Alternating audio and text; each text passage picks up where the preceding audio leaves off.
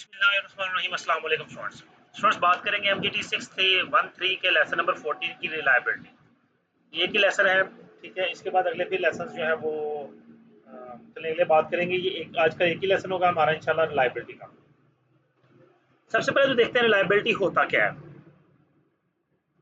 Reliability, the ability of product, part or system to perform its intended function under the prescribed set of conditions. जो prescribe conditions होती हैं, जो सूरत बताई जाती है, जो एनवायरनमेंट बताया जाता है, उसमें रहते हुए जो भी फंक्शंस एक प्रोडक्ट परफॉर्म करती है, जो एबिलिटी होती है उसमें परफॉर्म करने की, वो उसे रिलायबिलिटी कहलाती है। और अगर वो नहीं परफॉर्म कर पाती तो फेलियर कहलाती है। अब जो ऑपरेटिंग कंडीशन है वो कौन सी? The set of condition under which the item reliability is specified. For example, an automobile designed for operation in Europe may not fulfill its intended useful service in Pakistan. अब देखिए, automobile जो है वो Europe के लिए बनाई गई है, तो पाकिस्तान में उस हिसाब से सर्विस फुलफिल नहीं कर सकती। जैसा मैंने प्रीवियस भी एग्जांपल दी थी कि जो वहाँ पे गाड़ियाँ हैं वो आप गौर करें तो वो रोड के साथ बिल्कुल करीब होती हैं, ठीक है। बहुत माइनर फासला होता है इनमें।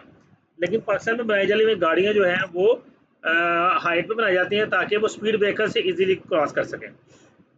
नेक्स्ट आता है मेजरिंग रिलायबिलिटी। रिलायबिलिटी को मेजर कैसे किया जाता है?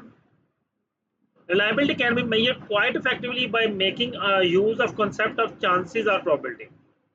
जी, रिलायबिलिटी को मेजर करने के लिए हम चांसेस या प्रोबेबिलिटी का सहारा लेते हैं, ठीक है जी। प्रोबेबिलिटी क्या है? जिस तरह जी कहते हैं जी, we know quantify reliability in terms of probability. For example, एक कंपोनेंट जो है वो 90% रिलायबल है, तो इसका मतलब है 90% उसकी प्रोबेबिलिटी फंक्शनल है और 10% नॉन फंक्शनल है, ठीक है, यानी कि फेल्ड है। इसी लिहाज से आगे हमारे पास कुछ न्यूमेरिकल क्वेश्चन भी आएगा, हम डायरेक्टली उस पर चलते हैं।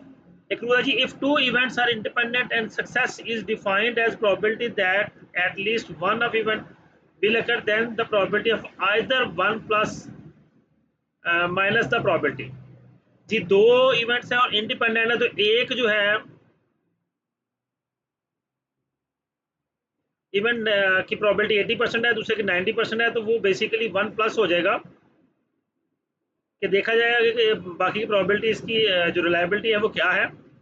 तो ये फॉर्मूले के साथ 90 plus 1 minus 90 into 80.8 sorry 0.9 plus 1 minus 0.9 multiply 0.8, तो 0.98 जो है ये इसकी रिलायबिलिटी आ जाती है। ये दो इवेंट्स की वजह से, जैसे इवेंट्स बढ़ते जाते हैं रिलायबिलिटी उसकी इंक्रीज होती चली जाती है।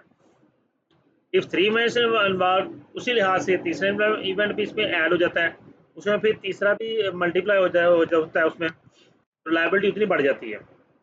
अब यहाँ पे देखें 1 minus 90 multiply 1 minus 80 multiply 1 minus 70, तो ये इसकी रिलायबिलिटी बन जाती है। ओके जी, आगे चलेंगे। जैसे जैसे इवेंट्स बढ़ते जाएंगे उसी हिसाब से रिलायबिलिटी बढ़ती चली जाती है।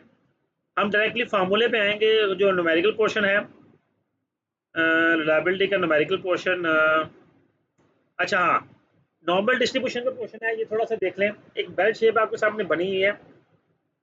हम टेस्ट परफॉर्म करते हैं, जी टेस्ट होता है और टी टेस्ट होता है, जिसके थ्रू हम रिलायबिलिटी फाइंड आउट करते हैं कि इस प्रोडक्ट की रिलायबिलिटी क्या है, ठीक है। उसमें एक अल्फा की टर्म हम यूज़ करते हैं कि अल्फा की जो वैल्यू है वो रिलायबिलिटी के लिए यूज़ होती है।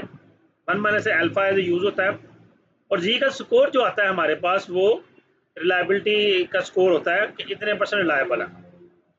जैसे यहाँ पे वो कह रहा है जी, T minus mean wear out time over standard deviation of wear out time. अब देखें 7 टी जो है वो 7 है, ये ऊपर उसने बताया, जहाँ कहीं उसे दिया हो गया होगा। -6 जो है वो आउटफुल लाइफ है, divide by 1 is equal to 1 answer आ गया। Since T is less than 7,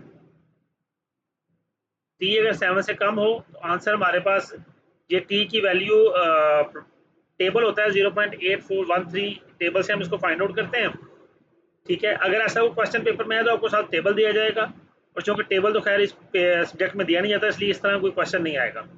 ये ज़्यादातर उसमें आता है स्टैट के अंदर। जी, नेक्स्ट हमारे पास आ गया improving reliability. We should develop an ability to understand the improvement importance of reliability and at the same time identify the ways in which reliability can be improve.